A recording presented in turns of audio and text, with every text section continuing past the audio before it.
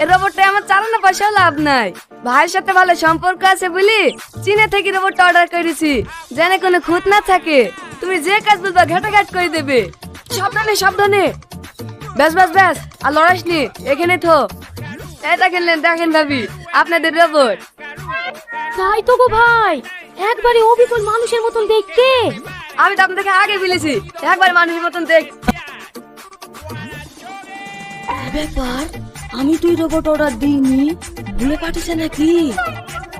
আমাদের রোবট খুব পছন্দ হয়েছে। চুলগুলো তো একবারে মানুষের মতন।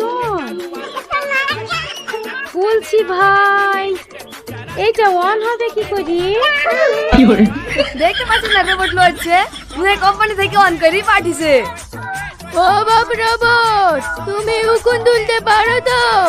আমার মাথায় আবার খুব উকুন হয়েছে।